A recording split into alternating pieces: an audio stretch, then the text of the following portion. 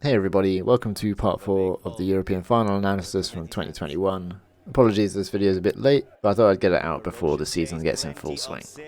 So the score's 8-7 to Clapham, Fotta's pool comes down at the back of the end zone, and Clapham are forced to look for the reset after the second pass. Gordon gets free again, throws to Mead down the line, who has to go to ground to make the catch safe. And then Abrams has Ford cutting free in the end zone, but the defender gets quite close, puts some pressure on. There's a little bit of wobble on this throw, making it more outside in than Abrams intended, and Ford isn't able to get there. Fotta bring it in from the sideline with a vertical stack and just about complete the first pass. Cartwright sees the unmarked player and peels off to mark him, but doesn't communicate. Ollie Gordon takes quite a while to react to this, so Fotta get a free pass into the middle of the field. Abrams makes a well-timed poach to stop a breakside throw. Briggs rightly doesn't call pick because he's too far away. And then when the disc is on the end zone line, Ford knows that he's been beaten to the front corner, so he tries to communicate to Gordon, but the message doesn't get through in time, so Rossi's able to hit Tognetti with a short pass. I really like this pass from Rossi. A fast and hard pivot, but a very soft and gentle throw, showing great composure. Clapham field the pool, and after a couple of passes, there's a textbook pick caused by Cartwright here. He kind of fakes his guy behind a bunch of players. I don't know how he expected that not to be called. Tisk comes back in, and very quickly there's another pick caused by Briggs. Passing really close to Mead here. Again, there's no way that that's not being called. These pick calls are potentially disrupting Clapham's flow and giving the defence an opportunity to assess the field. There's a D attempt on Cartwright, but it's an uncontested strip. And then there's a foul between Ford and Mastriani. It looks like Ford initiates contact here, and then they get into that weird argy-bargy defense-offense which we saw earlier in the game. Then there's another pick call, this time on Yo. These picks are all legit. I don't think there's any way that Fotta can be switching or avoiding these picks, so there's clearly something up with Clapham's downfield spacing. Perhaps this stoppage is advantageous to Clapham though, because Briggs has got eyes with Gordon. Gordon makes one of my favourite cuts, just a simple one-step fake. Sets off deep, and Briggs sits the disc out into the space for an easy score. Clapham come down with a loose cup to try and stop Fotta's initial flow, but Fotta do well to stay connected and get a pass into the middle of the field. Brooks executes an excellent and early switch, which Garner should have been expecting. Tonelli responds perfectly to get the disc in his hands, and there's another pick. We can see again the offense player literally fakes their defender out behind other players. I don't know how they can expect the pick not to be called in this situation. Webster with a nice bid on D. And now keep your eye on Laffy, who's trying to get the disc in his hands with Hillman defending him.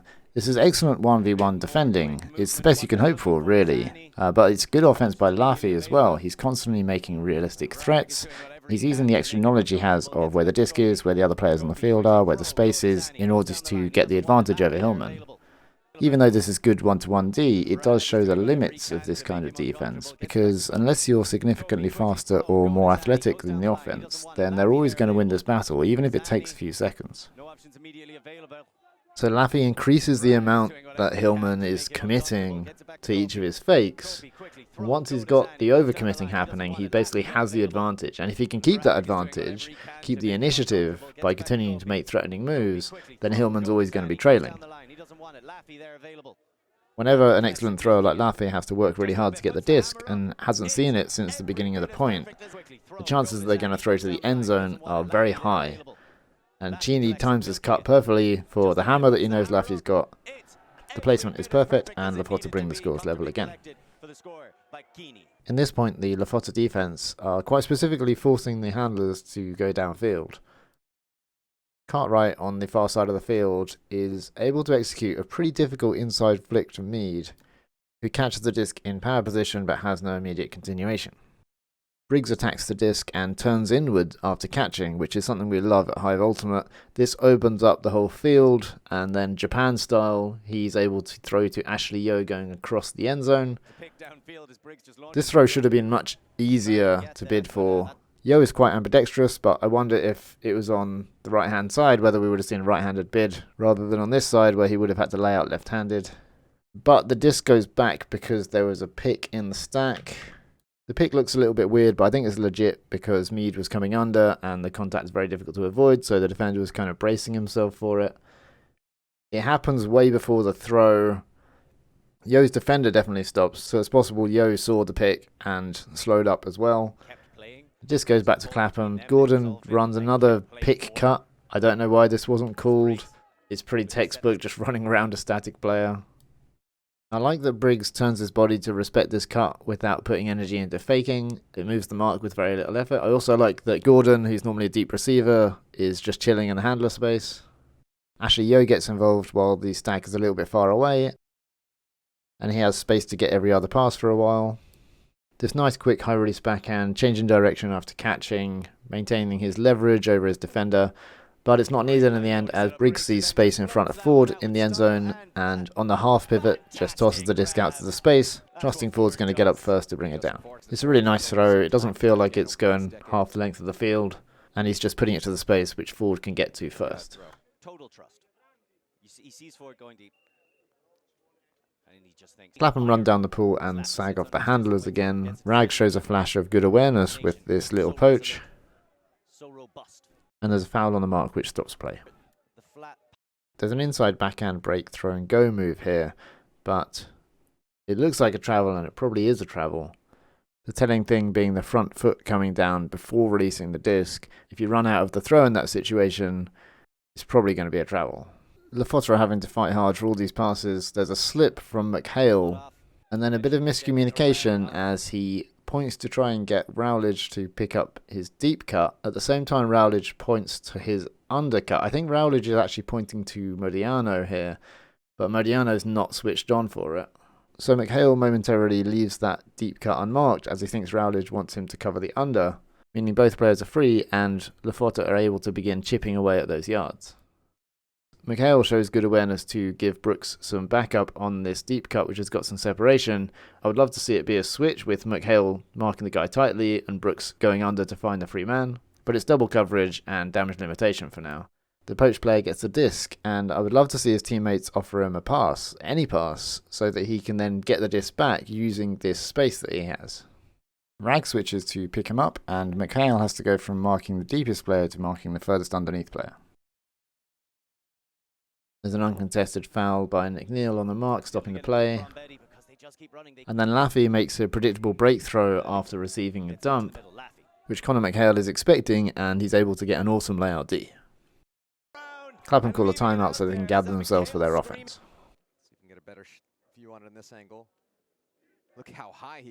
Clapham run a simple reset play to get the disc moving after the timeout, and then there's a travel call on Modiano. At first it seems like a bit of a soft call, but then you realise how far Betty has to go to respect the fake, so it's a fair call.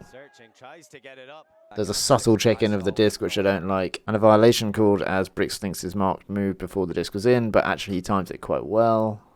There's a foul on the far side as Laffy comes in to bid against Rag. It's not a very good bid, he's always going to cause contact here, so he should have taken a different line. Disc gets checked in, and we can see the disadvantage of there being stoppages for the offence.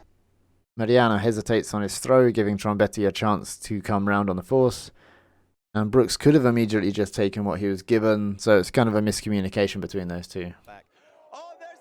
McHale and McNeil immediately flood downfield after the turnover, leaving two free Fotta players. Tonelli passes and follows his throw, and then an absolute pet hate of mine, Zani catches and blindly pivots away from the return pass. It's so frustrating to be free immediately like this, only for the thrower to show you their back. It gives Rag time to come in and stop the pass, it takes away Fotta's advantage, but they're still able to keep possession of the disc. There's a bit of debatable pick with McHale on Tonelli. Then there's a drop in the end zone by Angela under great pressure from Modiano. With the disc being at this angle, Angela should have gone left hand on top for the clap catch, as then he wouldn't have had to rotate his body or cross over his arms. I think if he had gone left hand on top in this situation, assuming that he's practiced clap catching with left hand on top, then this would have been a score. Check out this video on our channel for more about clap catching with either hand on top of the disc. Lewis makes the wise decision to get the disc in play quickly for the Clapham D-line. There's a switch from Fotta, which is nice, but could have been preempted by the under defender, which would have stopped the Clapham player from being wide open. Roundage gets a bit of contact on his cut, but he's able to stay focused to make the catch while he's falling over. And then he executes a difficult throw, which is quite popular recently, the outside-in throw to the inside-out space. Similar to a same third huck, this is a difficult throw, but is appropriate in certain situations if you can pull it off. In this instance, it's pinpoint to McHale. Roundage then makes another pinpoint throw over to Rag on the far side. There's a poach from Laffy, which Lewis responds to perfectly, but he's not able to give go with anybody to make full use of the space that he's earned. Roundage hits McHale in the middle of the field. McHale turns to look at the previous thrower nice and early, which we love. Hits Roundage moving forward, he then slots it into Brooks in the end zone. Brooks has managed to cut whilst his defender's not looking at him, but because of this contact, there's a foul called and the disc goes back. Maybe if contact wasn't normalised by physical touching defence and physical drills where you actually have to push past somebody, then he would have just avoided the contact and it would have been an easy score. But the disc has to go back, the stall gets really high, and then Roundage pops a lefty backhand to Modiano for the goal. At that point though, it really could have gone either way. Clapham sag off the handle is to encourage two passes around the back to begin the point. The deep huck goes to not much separation. It's dropped, but there's a nice backup catch from Venturoli under pressure from Charlie Butt. And then there's chaos outside the end zone. Slaughter bites a little bit hard on the backwards fake, opening up space on the break side for a short pass for the goal. Alexis Long brings the disc in, and I kind of like the shape that Clapham set up with. There's a poach off the far side handler that can be hit immediately. Nobody stayed connected to Briggs though, so then the next pass is quite long, but it's still complete. There's a bit more argy-bargy with Mead making this cut for the dump. Seems to be a bit too much contact, but ends up as a retracted foul call. Next we're going to see another classic pick cut, this time Briggs circling around other players and leading his mark into them. Fotta could have done a nice switch here and kept both players covered when they realised they were clustering, but instead it's just a stoppage.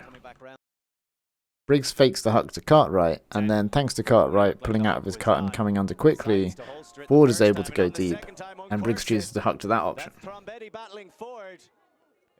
There's a strip call on the reception we can see in the replay here. It looks like Tognetti touches the disc first, and Justin probably felt it go in and out of his hand. They take their time to discuss it, Justin takes his time to think about it, and after 2 minutes he decides that it probably was a D. I really love that spirit, just the players taking time to listen to each other, think about it, replay what happened in their heads, and then come to a fair decision rather than just settling to contest it, or in the worst situation, having an observer there to absolve themselves of all responsibility of having to come to the right decision themselves. Instead, it's great spirit, they take their time and come to the right decision, and then when the disc is checked back in, Ford immediately fouls Tognetti. I don't know what that's about. Calarota rips it deep. McHale's there for the D. Let's have a look at that decision. No separation at all on the deep cut. McHale is able to see the cut, and the thrower at the same time takes a step just before the disc is released, able to get the D. And then Tognetti fouls him seemingly egregiously. McHale calls timeout. Tognetti confirms that the stall's on 2, and then Tognetti seems really happy with that. I don't know what this is about. Maybe they've chosen to play a yardage game. It's baffling to me that there's such a good display of spirit and then a couple of egregious fouls. But it's Clapham's disc, and the cap is going to go on at the end of this point. Out of the timeout, there's another foul on McHale. He pulls this face at the sideline. Maybe they were suggesting it wasn't a foul, and he's pointing out that it was uncontested. There's a juggle by Briggs on the end zone line, and 2 cuts to the same place at the same time. Little bit of an awareness issue. Gordon with another one of those outside-in throws to the inside-outside. Hard to throw and also hard to catch. Yo does a good job here making it safe. There's a foul on this pivot and a stoppage. I'm not sure why there's much of a discussion about this. It seems pretty clear-cut. And that's even with Yo travelling a little bit to be further away from the defender. There's a miscommunication between McHale and Briggs, which is a shame because McHale doesn't often play on the O-line. I think in future years he's going to be a staple on that line. But maybe because he hasn't yet built up quite the same connections as the other players, this is a cause for the miscommunication. Cartwright pushes to try and get a D on the upline. His mark manages to get the disc in his hands, and then floats the disc out to the break side on a high stall, which is the ideal place to put the disc on a high stall. It's going to be an easy score, but it gets tipped by one of the offensive players and goes out the back of the end zone. Real shame for Fotta, as that would have brought the scores level and would have been a universe point. Gordon bumps the disc back to Briggs. It's a little bit high. Those passes should really be kind of aimed at the gut. Briggs juggles it and manages to make the catch. That's his second juggle of this point. There's another predictable and avoidable pick. Mead this time going through the stack. There's a few nice switches from Fotta. Firstly, to cover the deep cuts. But then on this big under as well.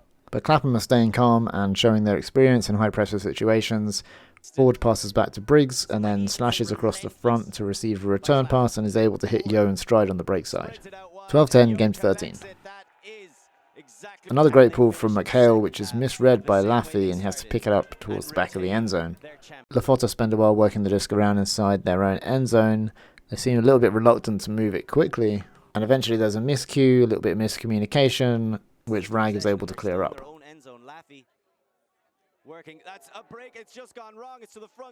Rag gets the return pass, and there's a little bit of confusion about which way the force is. McHale's unable to break free and get the winning score at the front of the end zone, securing the victory for Clapham. This game started with Clapham taking an early lead due to a couple of miscommunications from Fotta. It would have ended up really close. It would have been universe point, in fact, if Fotta hadn't have defended themselves in the end zone on this pass. And it might have turned out to be a different game if DeLuca hadn't pulled his hamstring, scoring one of the early points. Conor McHale's pulls were consistently coming down at the back of the end zone. This put Fotta on the back foot every time they were receiving the pull. Offensively, neither team showed a particularly formidable deep game. The decisions from Fotta were all over the place. They ended up relying more on the deep shots later on in the match. And the executions from Clapham on those deep shots were leaving much to be desired too. There were two things which stood out to me as being pretty bad. There was the contact on the cuts, which seems to have been normalised somewhat. That was happening too much, but it was also being called quite a lot as well, so the teams hadn't really agreed on what level was acceptable, or they weren't very good at staying within those limits. And then the picks, just endless picks. People running around static players, people running through stacks. I don't know what was going on with their decision making here on choosing where to run. But these moves are always going to be picks, or if the defense is heads up, then they're going to be able to switch and just get position on those players that are running through the crowds. I don't know whether it's because it was the tightest one-to-one marking that they had faced and their instinct was, how do I lose this person? And without really thinking about it, they were trying to get their mark trapped behind other people because, instinctually they knew that would mean they'd get free. That really doesn't bode well if that was the response and that was why it was happening. There could be a world where you're trying to tease the defense into switching so that then you can punish any mistake that they make during that switch. And at the beginning there was something interesting going on with players like blocking people who were trying to run near them. But I don't think it was really being thought about that much. I think it was just kind of clumsy cutting. There weren't many give and go moves, not much looking for the return pass or flow from either team, just a couple of good moments here and there. In my opinion, this doesn't bode that well for Worlds, where the teams they'll be up against will be more athletic than the teams they face in Europe. Relying on that stop-start, kind of catch and look downfield for the next cut style of Ultimate asks quite a lot of those downfield cutters to shake off tight defenders from relatively static positions time and again, essentially resetting the advantage the offense has on each pass, rather than running out of throws, getting the disc back, keeping the disc moving, and then timing moves to continue the flow and building upon that attack. This is much harder to defend against, and it tests the defense's awareness and quickness rather than their speed and athleticism. Japan and Colombia have done well internationally, and they're experts at being free in small spaces for stall zero throws and give go moves, rather than beating one-to-one matchups in large sections of the field. It's very difficult to beat somebody at their own game. In my opinion, Europe would have more success if the style of offence changed, with the previous thrower and the new thrower connecting for passes between themselves, the disc moving quickly around the field in any direction, and this would give the defenders too many immediate options for them to be able to cover. The big space cutting situations are really easy when you're playing against weak teams where you can do whatever you want, but then they become really hard when the tough teams take away a couple of options that are normally free. High pass offences are harder for your offence to learn due to the number of options of varying difficulty. There's so much going on that you have to learn to read more situations and react to the defense in a more dynamic way, which means more unforced errors. But once your team can reduce those unforced errors, the number of options make it harder for even the tough teams to stub you out completely, like they do to their usual opponents. Defensively, it was pretty straightforward. Clapham came down sagging off the handlers for the first couple of passes, making the most of McHale's pulls. Both teams played 1 versus 1 for the whole game, with the exception of one attempt at a zone by Fotta, which quickly got blown open. There were a few switches early on in the game, but they happened less and less as the game went on. Again, I don't think playing this isolated 1-to-1 game is going to be the path to success on the world stage. Sure, it's going to win games regionally, but its strength rests purely on individual athleticism. So once the opponents match or outmatch you athletically and are incredibly well practiced in that style, then you begin to run into some serious problems. Switching and surrounding are mental challenges which require communication and awareness skills. It's a bit of a different game to what we're used to seeing on the international stage, other than when Japan almost won Worlds with great team defense. So overall, I was disappointed not to see more of that. The closest was probably this moment, with Fotta covering the back of the stack with 2 players. It's a fairly unremarkable strategically, especially compared to the 2019 final, where we saw a lot more quick disc movement and more interesting defense. Definitely some things to work on with spacing and awareness and communication for offense and defense.